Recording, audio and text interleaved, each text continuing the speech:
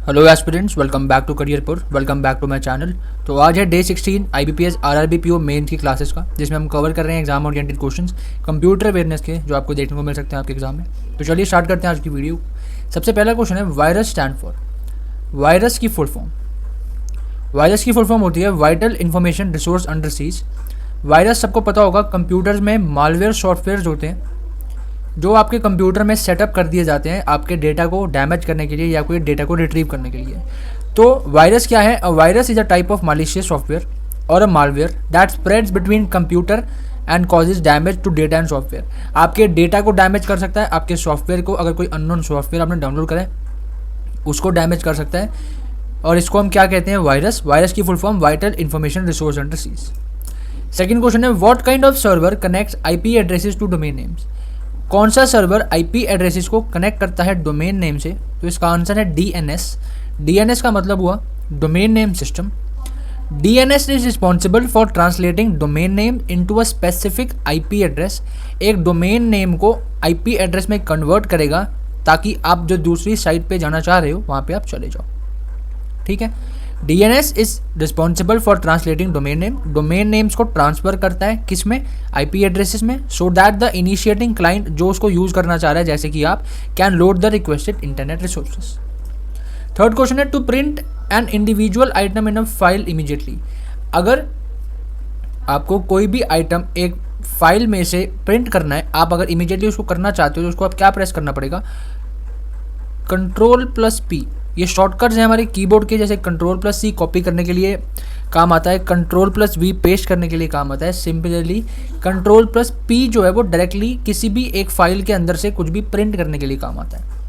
Fourth है, which of the following is not a function of the control unit. ये चारों में से कंट्रोल यूनिट का कौन सा फंक्शन नहीं है? कंट्रोल यूनिट बेसिकली जो कंप्यूटर की कंट्रोल यूनिट, जिसको आप CPU कहते हो, तो इसका जो सबसे मेन जो फंक्शन है जो ये परफॉर्म नहीं करता है, तो ये कौन सा नहीं करता है? Direct operations. बाकी इंटरप्रेट करता है इंस्ट्रक्शंस को, एग्जीक्यूट करता है अगर कोई इंस्ट्रक्शन इसको मिला गया, और उसके इंस्ट्रक्शन को रीड करेगा। अब हम बात करेंगे इसकी अगर, तो यहाँ पे देखो, कंट्रोल यूनिट जो है डिकोड करता है इंस्ट्रक्शन को इनटू कमांड्स। इंस्ट्रक्शन इसको मिलेगी तो उसको पहले रीड करेगा, फिर उसको इंटरप्रेट करेगा कैसे उस पर काम करना है, और तीसरा उसको एग्जीक्यूट करेगा। तो डायरेक्ट ऑपरेशन इसका काम नहीं है। फिफ्थ क्वेश्चन है, coaxial cables are widely used on which of the following networks. अब हमारे नेटवर्क्स के अंदर डेटा की जो केबल्स होती हैं वो बहुत सारी होती हैं, उनमें से एक है कोएक्सियल केबल। कोएक्सियल केबल्स हमारे कौन से नेटवर्क के लिए काम आती हैं? तो ये केबल टीवी नेटवर्क के लिए काम आती हैं। केबल टीवी नेटवर्क में हमारी कौन सी काम आती है? Coaxial cables. यहाँ पे दिख रहा होगा कॉपर वायर, इंसुलेशन पॉइंट है ये वाला, यहाँ से इंसुलेशन, कॉपर मेश और आउटसाइड इंसुलेशन। अगर हम बात करेंगे कोएक्सियल केबल्स की, a type of shielded and insulated copper cable. यहाँ पे मेन जो वर्ड है copper, copper cable that is used in computer networks and to deliver cable TV services to end users. तो बेसिकली जो cable TV network हमारे houses में use होते हैं, उनके अंदर कौन सी केबल्स होती हैं? Coaxial cables. एक ब्लैक कलर की तार आपने देखी होगी, उसके अंदर से एक कॉपर की ब्राउन कलर की तार निकलती है, जो एक सेटअप बॉक्स अगर आपने लगवाया हुआ है अपने घर में, बेसिकली जो लगता है उसके अंदर वो कनेक्ट होती है, ये केबल टीवी नेटवर्क की तार होती है। तो ये बेसिकली जो कॉपर इंसुलेटेड तार है ये हमारी कौन सी है? कोएक्सियल केबल्स है। नेक्स्ट हम बात करें, which among the following is the extension of MS access. अब MS एक्सेस की एक्सटेंशन कौन सी है? पहले इसका आंसर देख लेते हैं। इसका आंसर है .ACCDB एंड .MDB। एक्सटेंशन का मतलब क्या हुआ? सपोज करते हैं MS वर्ड की कोई फाइल है,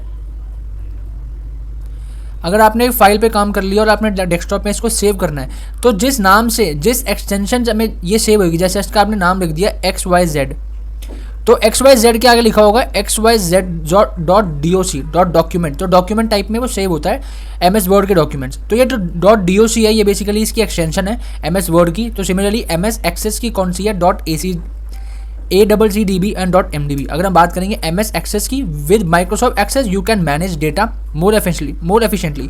बेसिकली हम एक्सेल यूज़ करते हैं डेटा मैनेज करने के लिए, लेकिन MS एक्सेस से एक ज़्यादा एफिशिएंट वे में डेटा को एक्सेस करा जा सकता है and analyse large amount of information. As business using Microsoft Excel can't prove to be sufficient. Businesses, जो लार्ज बिजनेसेस वर्क कर रहे हैं इंडस्ट्रीज में, MS एक्सेस यूज़ करते हैं किसके लिए? डेटा मैनेजमेंट के लिए, डेटा मैनेजमेंट के लिए। तो बेसिकली इसकी एक्सटेंशन कौन सी होगी? .ACCDB and .MDB। नेक्स्ट हम बात करते हैं सेवेंथ क्वेश्चन की, विच protocol provides N email facility among different host. Different host मतलब क्लाइंट और सर्वर के बीच में जो ईमेल फैसिलिटी एक प्रोटोकॉल, जो basically protocol is set of rules, computer language में प्रोटोकॉल को हम बोलते हैं सेट ऑफ रूल्स। तो कौन सा जो है प्रोवाइड करता है, ये है SMTP, simple mail transfer protocol. SMTP और simple mail transfer protocol is an application that is use to send, receive and relay outgoing emails between senders and receivers. When an email is sent, it's transferred over the internet from one server to another using SMTP. एक server से दूसरे server तक internet के through connect करने के लिए, मतलब email facility को जो यूज़ करने के लिए SMTP यूज़ होता है, सिंपल मेल ट्रांसफर प्रोटोकॉल इसकी फुल फॉर्म्स काफ़ी इंपॉर्टेंट है। अगर आप बात कर रहे हो IBPS RRB PO की, 3 से 4 फुल फॉर्म्स आपको देखने को मिलेंगे आपके एग्जाम में। 8th हम बात करते हैं what happens when operating system is loaded in RAM. अगर रैम में हम ऑपरेटिंग सिस्टम को लोड कर देंगे तो क्या होगा, बूटिंग की डेफिनेशन क्या है, the action of a computer to load an operating system into the computer's main memory or random access memory is called booting. RAM आपने सुना होगा कि आपके लैपटॉप की 4 GB रैम है या फिर 8 GB रैम है।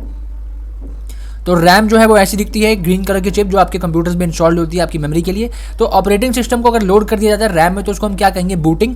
The action of a computer to load an operating system into the computer's main memory और रैम, बेसिकली मेन मेमोरी होती है हमारी रैंडम एक्सेस मेमोरी, उसको हम क्या कहेंगे, बूटिंग। 9th क्वेश्चन है which of the following is used by browser to connect to the location of internet resources.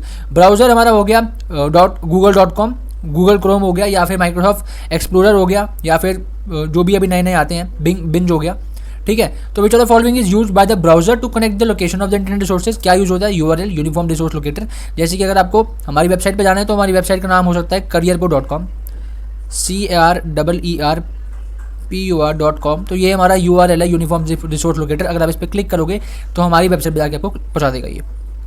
URL uniform resource locator is a unique identifier used to locate a resource on the internet. अब मेरा URL एक uniform resource locator है careerpo.com, वो मेरी website पे आपको connect करेगा।